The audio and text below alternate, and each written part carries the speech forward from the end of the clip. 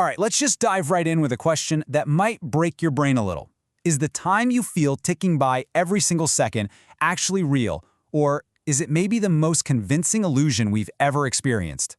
So get ready for this, because we're about to explore a pretty radical idea from the very edge of physics. And look, this isn't just some late-night philosophical thought experiment. This is a serious proposal that our most basic experience, that feeling of time flowing forward, might not exist at the deepest level of reality at all.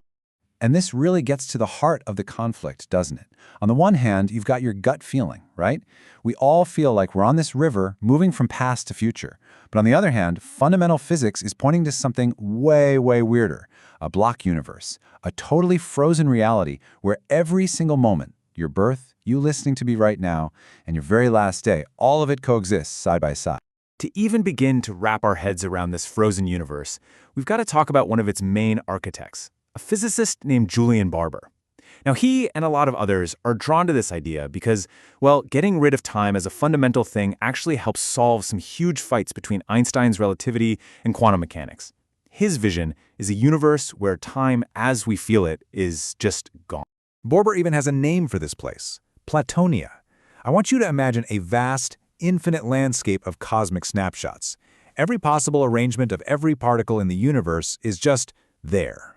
It exists as a single, complete, totally frozen picture, and he calls each one of these pictures a now. So here's the key thing you've got to get. In Platonia, there is zero movement, no change. It's not like a movie. It's more like a film strip where every single frame exists all at once, laid out on a giant table, but the projector is off, and it's never been on. Each now is a perfect frozen moment that just is. Okay, I know what you're thinking, because I'm thinking it too. If reality is just a giant collection of still photos, then why do I have memories? Why does it feel so strongly like I have a past? Well, Barbour has an answer for that, and it's a wild one. He calls it a time capsule.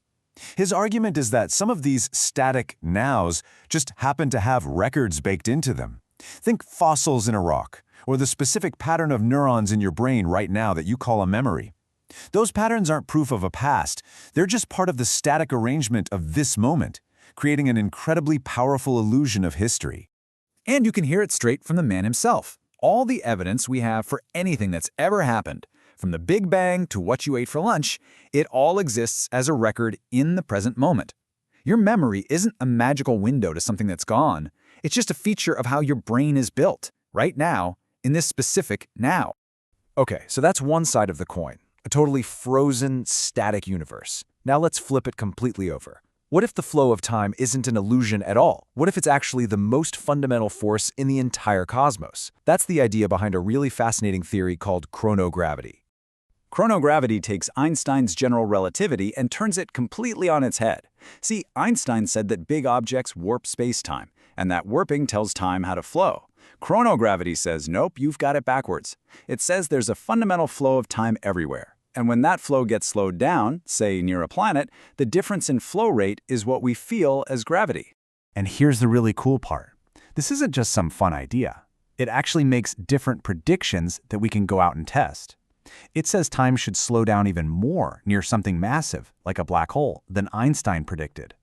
The difference is tiny for sure, but with our next generation of instruments, we might actually be able to measure it. We could have a clear winner in the fight for what reality is really like. Okay, so let's just pause for a second. We have two powerful ideas that seem totally 100% at odds with each other.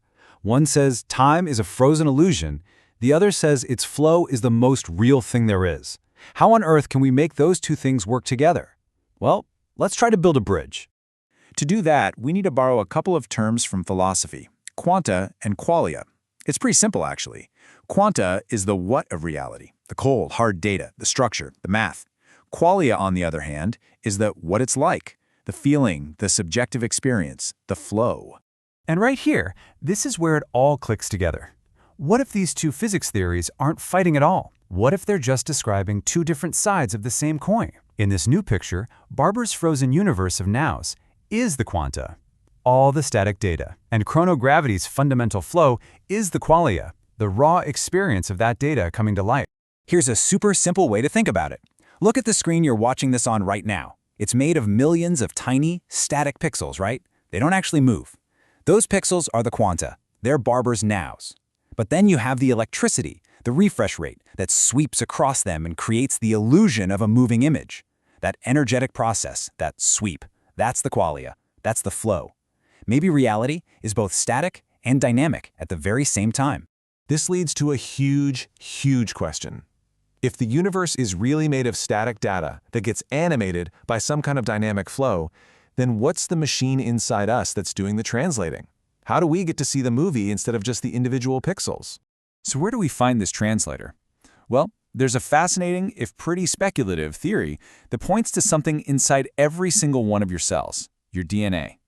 It just so happens that DNA has two key properties. It can conduct electricity, and its double helix shape repeats itself on different scales. You know what else has those properties? A fractal antenna, an object specifically designed to pick up a huge range of broadcast frequencies.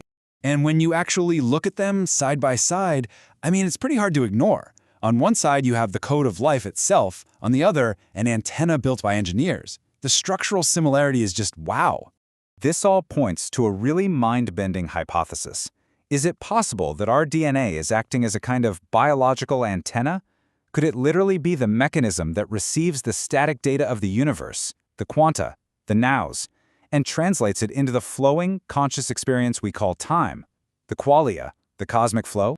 And so we end right back where we started, with a question that just blows the doors open to a whole new way of seeing everything. If this model is anywhere close to right, if reality is a kind of broadcast and our biology is the receiver, then what exactly is the message?